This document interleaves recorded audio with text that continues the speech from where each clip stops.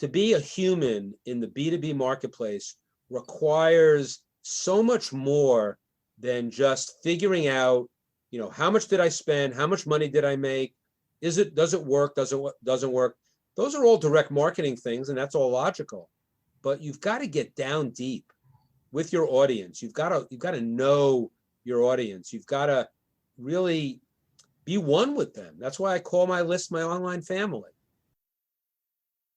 Welcome to Your Intended Message, the perfect place for leaders and promising professionals who want to convey the intended message for greater success. Every week, we interview experts who address the challenges and best practices to deliver your message effectively. That might be one-to-one, one-to-few, or one-to-many. And perhaps the most important conversation, one-to-self. I'm your host, George Torok. My guest today is Brian Kurtz. Here's 3 facts I think you should know about Brian. 1, he is responsible for the distribution of over 2 billion pieces of promotional copy in his career. And that includes both online and offline. Some of you might remember the offline days. And while doing that, he says he's never met a medium he didn't like. Well, there were 2, which he could tell us about later if we ask. And he never met a customer he didn't like, although admittedly he hadn't met all 2 billion personally. So maybe there were a few he might not like.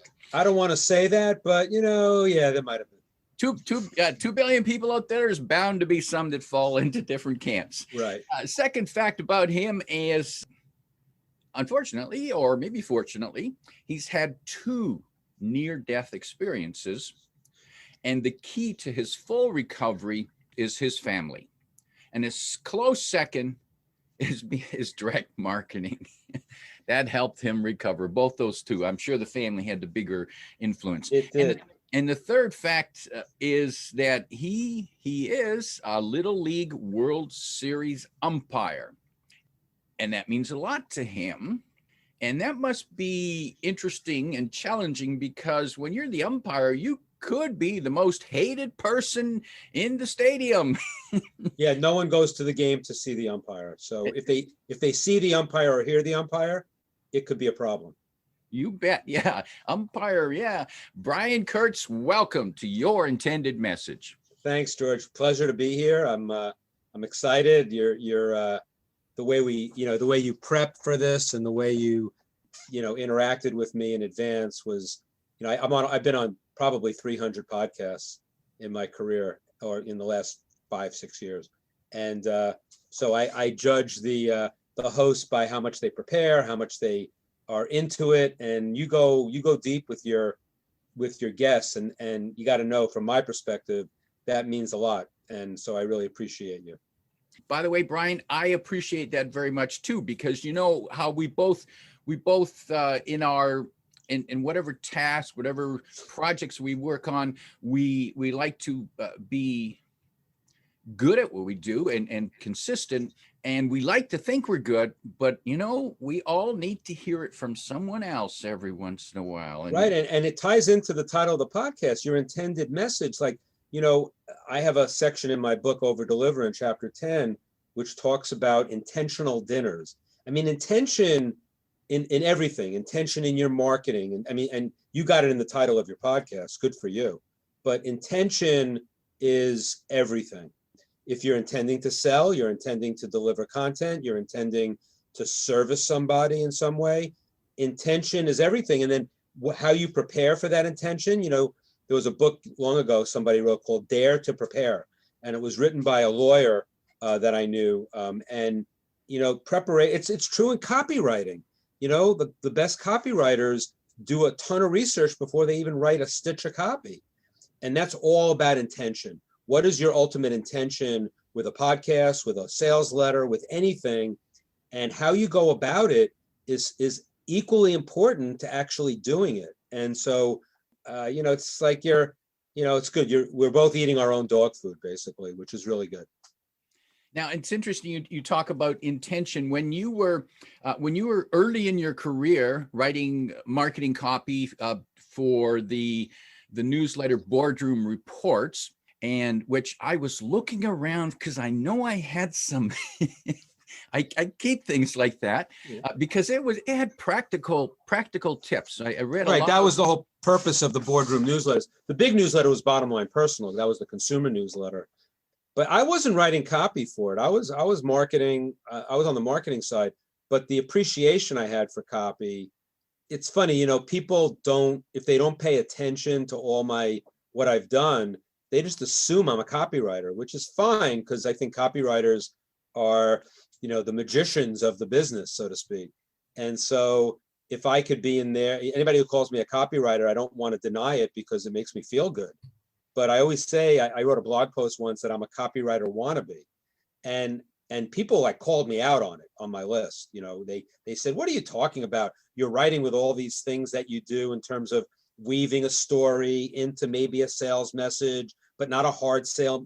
They were saying all of these things. And I'm thinking to myself, well, I guess I do that, but it's because I've been exposed to it for 40 years.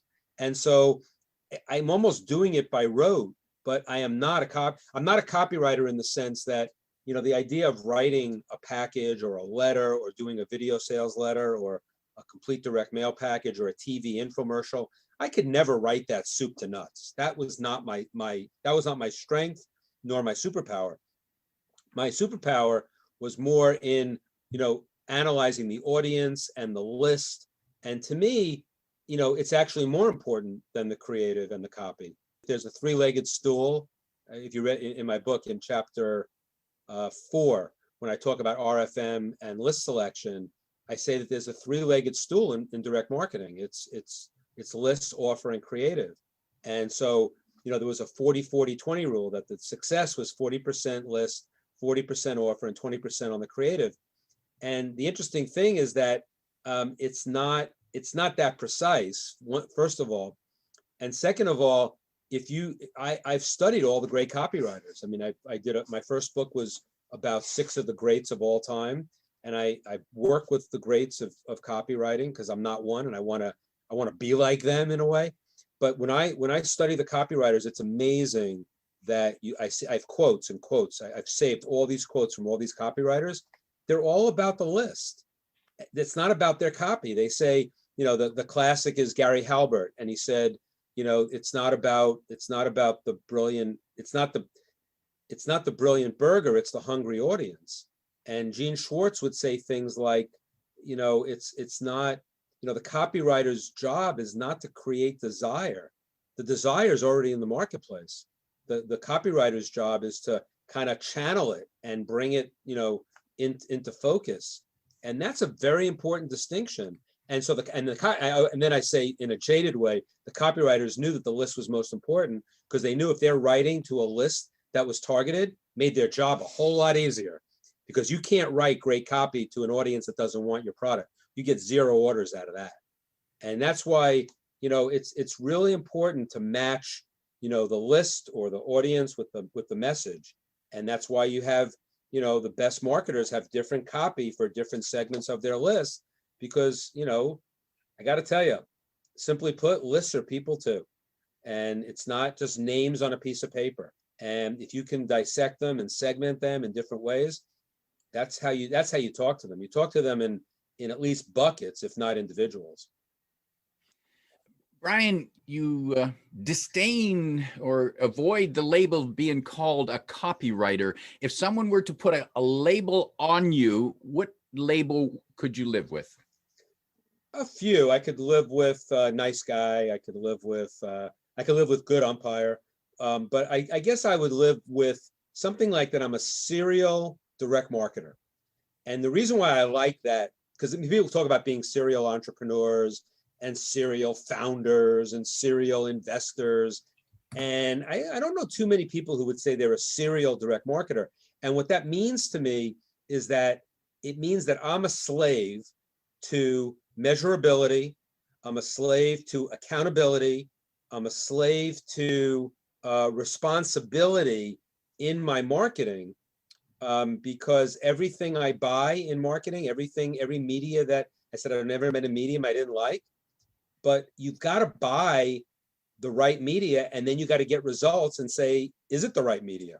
And so, the fight, to say I'm a serial advertiser I'd have disdain for that too, or if I was a serial, public relations person or a serial publicity person, that would make me, hate to say it, but it would be like, blasphemy to me, because there's no ROI in those kinds of advertising. There's no measurability. And that's why being a serial direct marketer, it's funny that I talk about this because I was an English major in college. So I am not a math guy, I'm not a statistics guy, but I was a slave to my numbers. I have a quote on my wall here. I have different quotes from people that I took out of my office at Boardroom. And one of them is from Dick Benson. Dick Benson was one of the smartest guys who ever lived in the area of direct mail.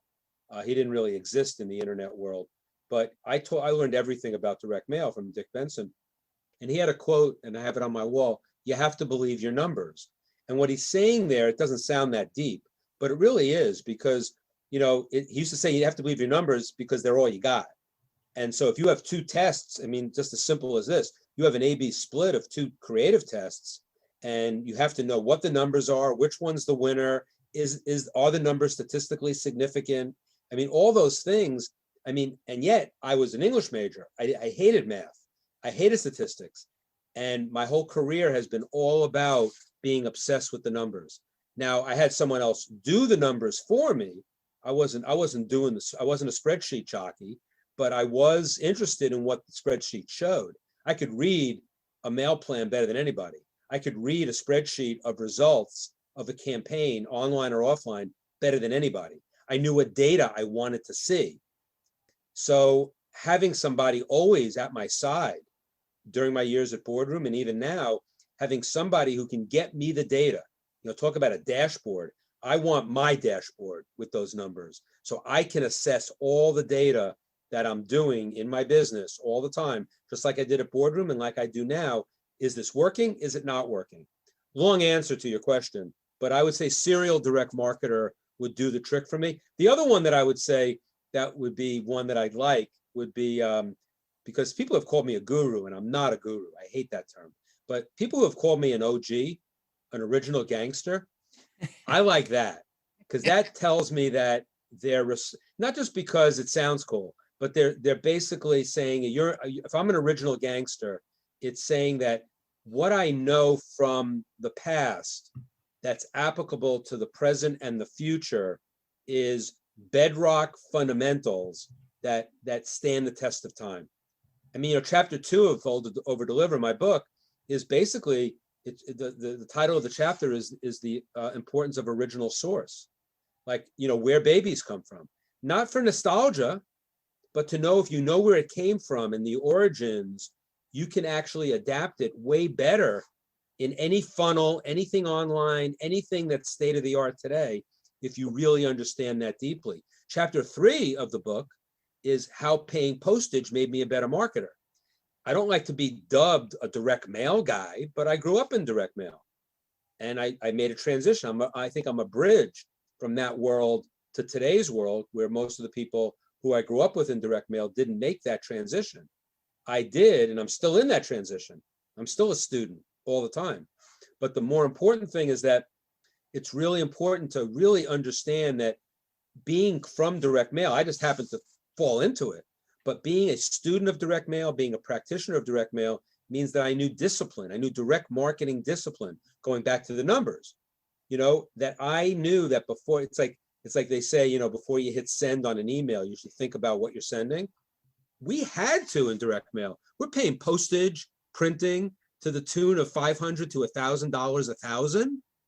I'm not going to putz around with, hitting send on a 3 million name direct mail campaign ain't the same as sending out 3 million emails.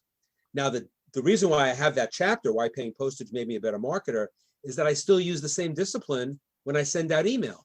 When I send out my email every week, I have a blog that I send out every week to 15,000 people.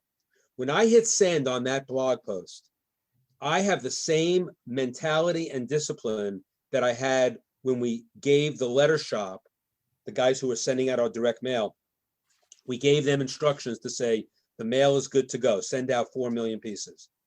It's the same thing. Because and the difference is that people who are all email all the time, which is fine, I'm not saying it's bad, but anybody who's email all the time would say, well, I sent out an email, I got no response, I got no feedback, but it's okay because I'll just send out another one. Well, it's not okay, because you want to explore what you did. Now, in direct mail, you'll know because you spent all this money on the direct mail campaign, and if you don't make some of that money back, you'll know that you failed in some way. In email, you say, oh, it's not a big deal. I didn't fail because, you don't think it's an epic fail if you don't get any response or any engagement with your list after you email it. I say poo to that. I say that, every time you communicate, everything that you send out in email, it's like in direct mail, everything had to be somewhat selling something because you're spending so much. In email, it may not be a revenue event, but it's got to be a relationship event. It's got to be you got to accomplish something with everything you send. And if you're just throwing emails out to people, hoping that they'll respond, I think that's a recipe for disaster.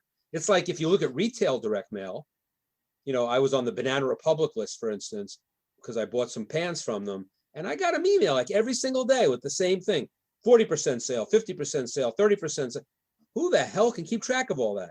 And the fact that they're bombarding you with the same messaging all the time is, that led to a quick unsubscribe on the one hand, but on the other hand, it's like, you're not giving me any value. It's like, it's this kind of marketing that says, well, like a broken clock is right twice a day.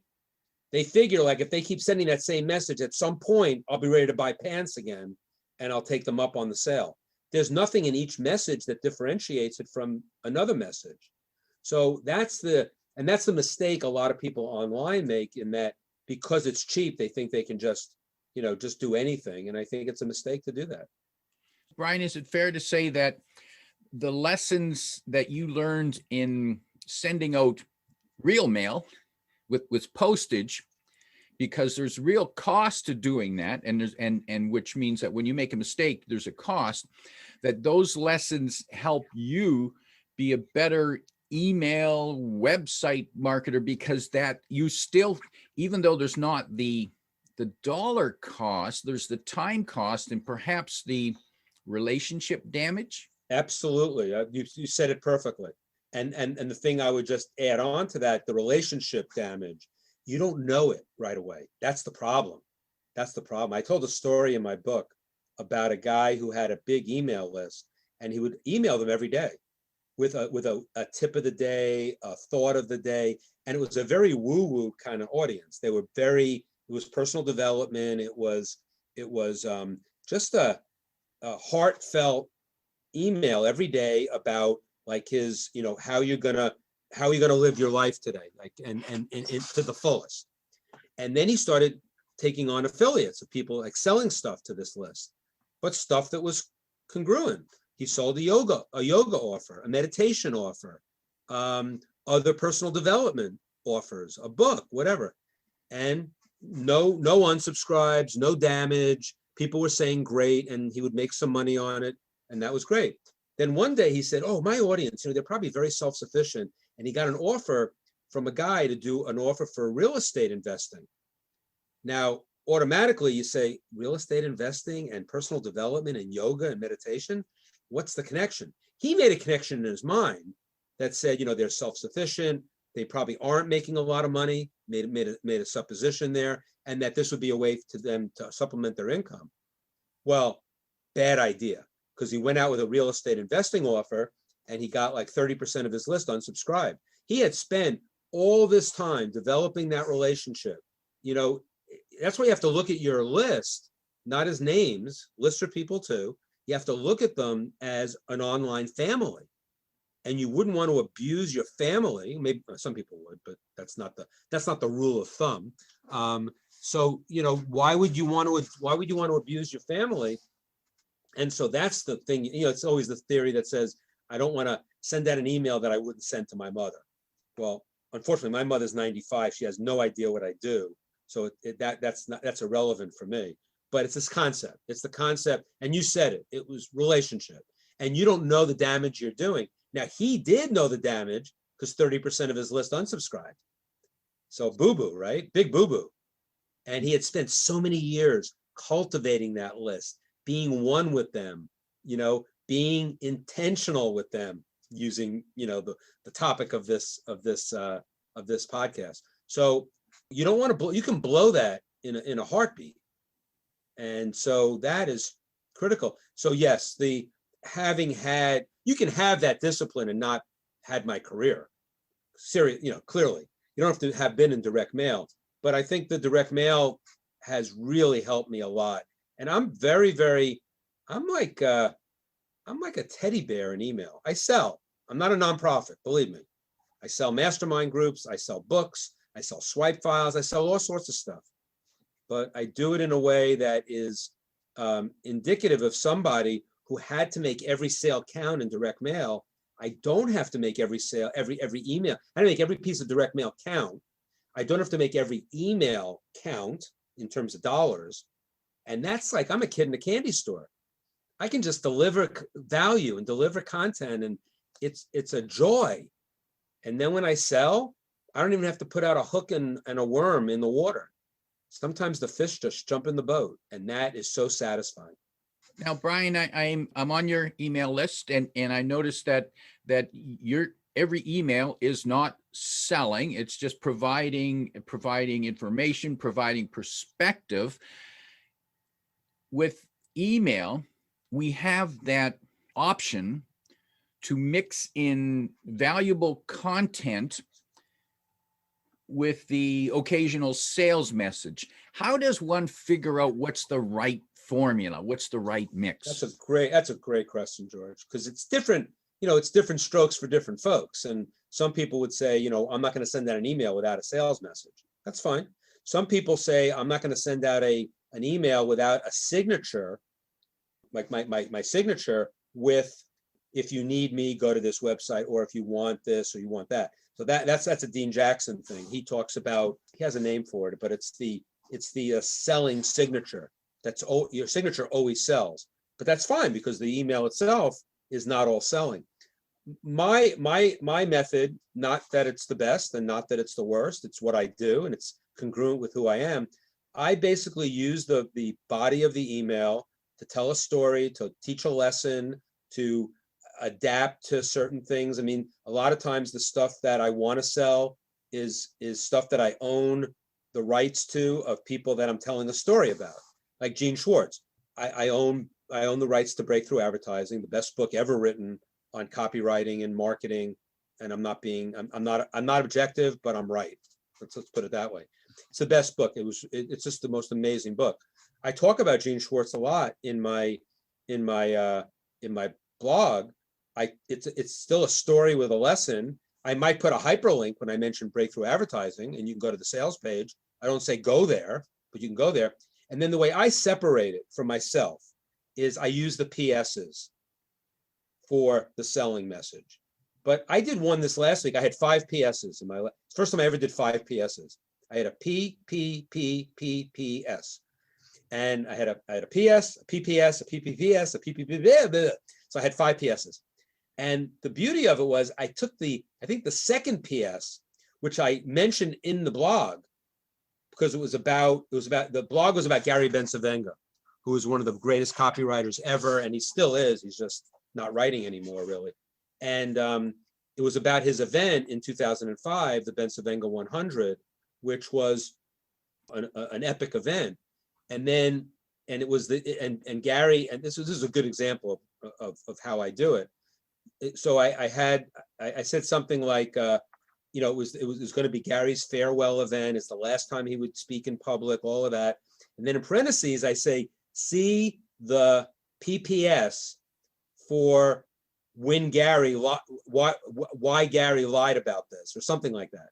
And then in the PPS, I told another story about when he came out. I did an event in 2014, the Titans of Direct Response, which was a landmark event it was a tribute to Marty Edelston, my mentor at Boardroom, but I got everybody to come out for it. I got Dan Kennedy, I got Jay Abraham, I got Joe Sugarman, I got Perry Marshall, Ken McCarthy, and Ben Savenga. But the story was about how Ben Savenga and I had an agreement that after the Ben Savenga 100, when I asked him a few times to speak for me, and he said, no, I'm done, no speaking in public. I said, and then we had an agreement, I would never ask him again. So in the PPS of this blog, and I'm just giving you an idea of how I do it and how you do a mix. I basically said, and believe me, when I mentioned the Titans of Direct Response in this PPS, I actually hyperlinked Titans of Direct Response to a page where if they wanted to buy the video of the event, they could. So I all have passive sales, but it's not a sales message. So then, so when Gary and I had agreement, so when Gary then, so the story in the PPS is Gary approached me when he realized I was doing this event, and he said, Brian, you're doing an event with all these people, and I want to violate what I said, that I would never come out and speak again. I want to speak at it. So then in my blog, I said, and of course, what I said to Gary was, Gary, I didn't invite you, so no, I have no room for you. And then I wrote, joking, and I broke down in tears, basically, is how I reacted. So Gary then came, so it was a story about how Gary came out to the Titans event and spoke, and that was his last speech. Now, I took it even further. This was like a 3,500 word email, so there was a lot of shit here. But then I went to the PPPS, which was basically saying that Gary, that there were, the PPPS was something about this copywriter Kevin Rogers. So the 4 PPS was about the speech that he gave at the Titans of Direct Response and another product that was a Ben Savenga interviews that are both bonuses to my launch, which I'm going through right now for my mastermind. So in the PPPS, it was like, go here for some training videos and an offer to get both of those things for free as well. So now I'm selling all out in a way, but it was connected all to the story, to everything else. That not only makes me feel better, but it gives me a connectedness to the audience. Now I do run emails during a launch, and those are all selling, but I also try to get something in there about, like I did a training video on how to hire a copywriter, but I did talk about in the email, to get to that video, some stuff that was valuable. So I always try to create value wherever I write. But again, answering your question in a very long-winded way, as I usually do, it's for me, it's the newsletter, it's the blog, which is not sales, and the PS, which is sales. And there's subtle selling in the blog with links, and in the PS, there's actually additional content that's not selling sometimes as well. So it's a mix, which is different than a lot of marketers. I mean, I'm on a lot of marketers' lists, and I don't know, and they do content. So they're doing content and selling. I don't know which is which when they sell it. So I want my audience, when they open my email on Sunday morning, to know that it's basically content all the time. And that keeps my open rates up too. I mean, my open rates, not that open rates is not the key metric for email, but you can't do anything if it doesn't get open. So, I'm opening at total open some weeks, because I mail it twice. I mail my email on Sunday morning, and then I mail the same email on Friday morning to the people who didn't open on Sunday with a different subject line. So all of that in a week. And those two emails combined with multiple clicks and multiple people opening more than once, I sometimes get as high as 50% total open rate. Unique opens, I always get close to 40. And that's pretty good. And because they know what they're expecting if they open it, that it's not going to be a blaring sales message every week. It's going to be, I'll be selling stuff, but also it's consistent, going back to the guy who wasn't congruent with his audience selling the real estate investing. The stuff I'm selling is all congruent. It's my training. It's my mastermind, which is all training and coaching. It's the books, the direct marketing classic books. It's direct marketing classic swipe files. So it's all congruent to what I do. And if I ever do someone else's offer, everybody knows on my list, I don't take an affiliate commission. I either donate the affiliate commissions to charity, or I give it back to them. So that, for instance, I have a list of, I have a Titans Accelerator mastermind, which is a virtual mastermind. There'll be over 300 people in it after the end of the year.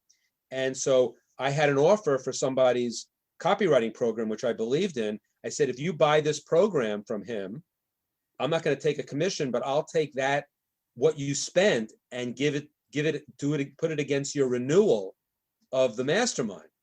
So like the mastermind at that time was $1,500 a year. They paid $500 for this, because I believed in it. The guy is a good friend of mine. He's in my high-end mastermind, and I wanted to sell his product, but I didn't want to collect a commission. So I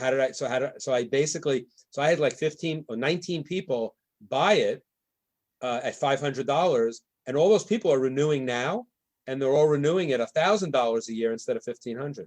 That's ways that you can incorporate, and incorporating charity is a great way to do it.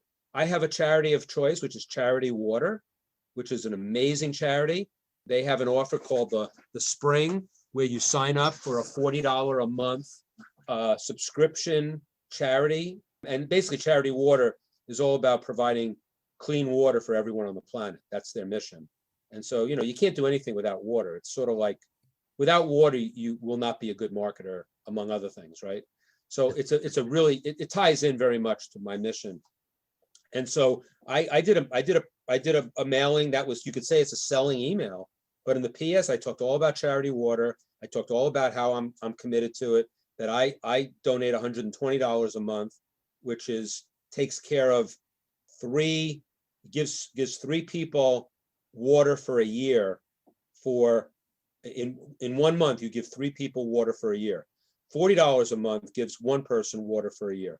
And so I basically said, you donate to the Spring $40 a month, come back to me, and I will, again, work a discount on your renewal of this, or you can take a discount of whatever, of a few $100s, because $40 a month is $480 a year. So I think I gave them like a $200 discount on anything that I sell for donating that. I'm not getting the donation, but I'm using the donation to give them a discount. So I'm doubling up on the discount. And that, it's not only hasn't it worked, I mean, it's worked, so that's a good reason to do it, but it feels so good. And that's my intention, Now that's interesting. Your intention is that it feels good. So that raises the question, how much of your marketing, again, here's another mix question. What's the mix between logic and emotion? I'm not bad at tying into people. I'm not a copywriter again, but because I've seen every copywriter do it. I'm pretty good at getting into people's emotion. I had a guy recently who wasn't going to renew his membership in Titans Accelerator, and I wasn't going to push him. I was going to, respect that. But I basically went to him and we got into a little email, and he said, yeah, this guy who's another member of Titans Accelerator has changed my business. I've hired him as a consultant. So then I just went back. It was logical and emotional. I just sent him an email back, and I said, I have a curious question for you. The guy that he's working with, did you meet him in Titans Accelerator? And he said, yeah. I said, because he was saying that he wasn't getting a lot out of the group. He wasn't getting, he didn't feel like he was participating enough, or he wasn't getting value from it, or a return on investment. And now, I've got a logical and an emotional argument for him. Because I said, you know what? You have to think about the first domino. You might not think you're getting a return on investment, but if you met this guy in the group, you never would have met him had you not been in the group. Then you take that domino, and you've got a line of dominoes of things, and you just push him down. Now you've got, he redid your website. He redid your email campaign. He redid your marketing. Wait, are you originating that to being a member in Titans Accelerator? or are you just saying it happened by magic because you're a magician? And so, I mean, he that one worked. I mean, that he did come back and say, yeah, I'm stupid. I wasn't trying to make him stupid, but clearly he's stupid in a way, because he got value that was far beyond a typical measurement that said, I spent $1,500 on this virtual mastermind. I didn't get $1,500 worth of value. Well, no, you probably got like $30,000 or $50,000 or $100,000 worth of value. But that's the emotion and the logic coming in. And I don't do it all the time, but I feel like, I feel like it's my job to do it, because there are so many young entrepreneurs who just, I'm not going to say they don't get it, because that sounds like I get it, and I don't get it all the time either, but they don't get what it is to be like a human in the B2B marketplace. Basically, to be a human in the B2B marketplace requires so much more than just figuring out, how much did I spend? How much money did I make? Does it work? Doesn't work? Those are all direct marketing things, and that's all logical. But you've got to get down deep with your audience. You've got to know your audience. You've got to really be one with them. That's why I call my list my online family. I encourage. I don't just try to ignore. I don't just ignore them with automated funnels and autoresponder emails. I go out of my way to engage with them. Imagine that. I mean, and it costs me, believe me, it costs me in having 100 emails in my inbox. But again, what are we in this for? If you're in it just to make money, then you wouldn't do that. And in fact, I know a lot of gurus, and I'm not a guru, I'm an OG, but I know a lot of gurus who tell me if they saw what I do every day with my email, they would say I'm a moron, basically. They would say, why are you spending so much time on email engaging with your list? And I say, I'm just hanging out with my online family, but different perspective. I don't get to the emails immediately, but I respond to every email eventually, because I really want to have that additional connection, whether they buy from me or not. It can be frustrating. It can, because then people will start taking, then they send me a long email asking me all their marketing questions. I said, well, I think you've taken this relationship a bit too far. And, I basically say to them, this is the logical piece. I say, look, my time is valuable. I already gave you a lot. You got to pay to play. So. And on that note, Brian, let's talk briefly about your latest book, Over Deliver. I love the word, fabulous title. My mentor would constantly stress to me the importance of over delivering. Who was that? Who was your mentor? Peter Ersbender. Very big influence on my life, that's for sure. The subtitle being Build a Business for a Lifetime, Playing the Long Game in Direct Response Marketing.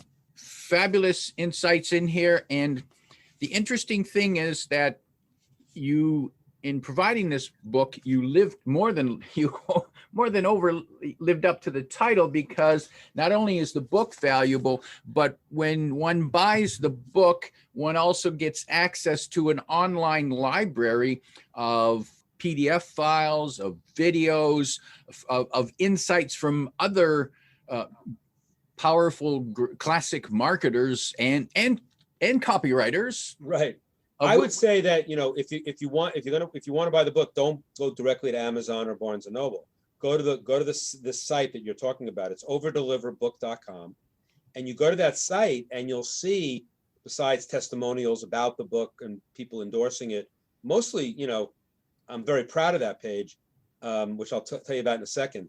But the point is that you go to that page and you'll see there are 11 bonuses. Like one bonus is 19 keynote speeches that Jay Abraham has given in his career. That's one bonus.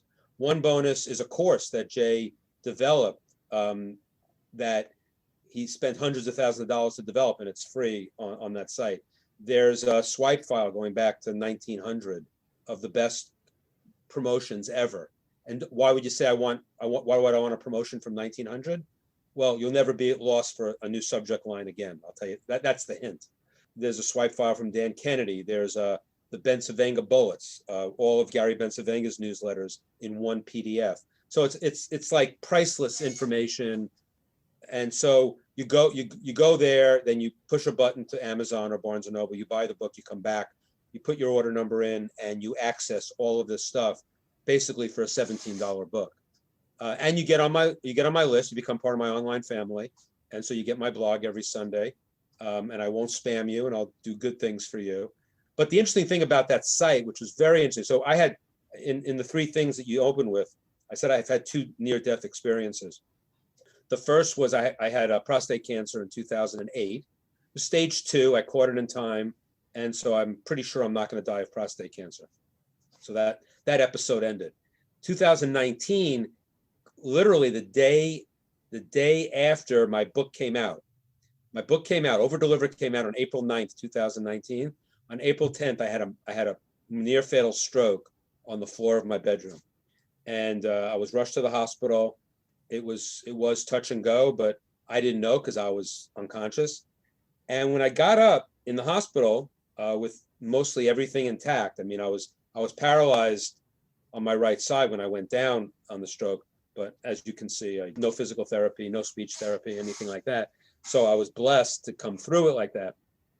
I spent some time in the hospital thinking about, if I had died, what footprint would I have left? I hate the word legacy because legacy sounds like you're dead already. So what would be the footprint that I would have left? So I thought about the book, Over Deliver, because I got it on paper, which was good, but didn't satisfy me.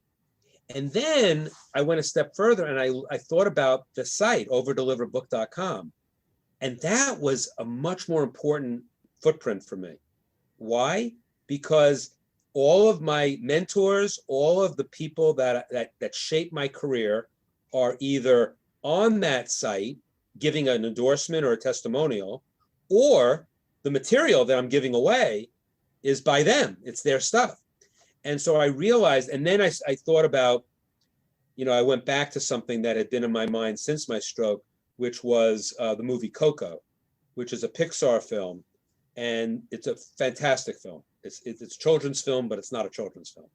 And it's all about Dia de Muertos in Mexico, where, it's the Day of the Dead, where Mexicans honor, not mourn, they honor the dead in their families and friends.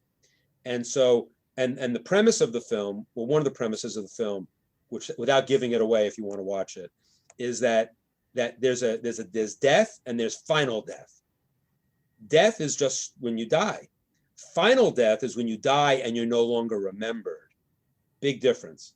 So and there's a lot in the movie that is subtle. There's a lot in the movie that's for adults on this issue, which really it was meaningful. And that was, when I thought about the Over Deliver book site, that I had almost died, that, and so whether I'll be remembered or not, I hope so. But what I did with that site is that I was remembering Gordon Grossman. Do you ever heard of Gordon Grossman? No, Gordon Grossman was like the guy who basically invented sweepstakes and developed the Reader's Digest in the 1960s. He was a consultant of mine, and there's a PDF of his book on that site, a full PDF of his entire book, which is not in print. Talk about a priceless bonus. But Gordon Grossman, by just having that site up, as long as nobody takes it down and the internet doesn't go away, he'll be remembered forever at some point, right? And so and it goes through with everybody there. And they weren't all dead. I mean, Dan Kennedy is thankfully alive. He had a near-death experience, but he's alive. But I'm remembering him. And because I spend a lot of time on, the idea of too many of my mentors are dead, because I have so many mentors from early in my career who were a lot older than me. I've outlived them just because they were so much older. I stand on the shoulders of so many giants, and that I developed that site to honor all of them. That's going to stand the test of time more than the book, in my opinion. So that's, but overdeliverbook.com is and then the other side of that, if you're too cheap to spend $17 to get priceless bonuses. What you could do is just go to briankurtz.net. You can opt into my list, become part of my online family.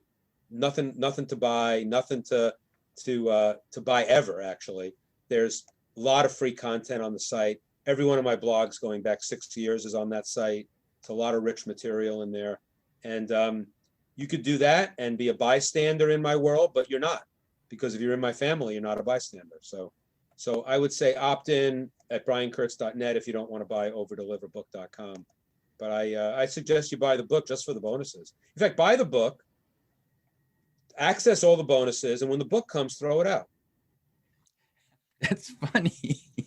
But it's almost it's funny. It's funny, but it's I only say that because the book's valuable, I think, but it's it doesn't even begin to. But I do think that I'll go one better. Here's the best way to do it: buy the book, go to overdeliverbook.com, buy the book, come back to the site, access all the stuff. When the book comes, you don't have to read it, but give it to somebody who calls you a mentor. That would be the spirit of the page and everything I talked about with Coco and all of that. So that would be the alternative to actually buying and reading my book. You have to buy it to get the bonuses, but if you don't want to read it, I won't be insulted, but give it to somebody who calls you a mentor. That would be even more meaningful, actually. Positive spirit to wrap up on, Brian. My guest today is Brian Kurtz. P.S. You have to believe the numbers. Oh, PPS. Be a human in the business-to-business marketplace. And I can't think of a PPPS just right now. I'll give you the PPPS. Be a human in the direct marketing B2B marketplace, and then the next one would be not everything has to be automated email or autoresponder email or a funnel. If you like what you heard, remember to like, comment, and share this podcast. Come back every week for more practical insights to help you deliver your intended message. I'm your host, George Torok.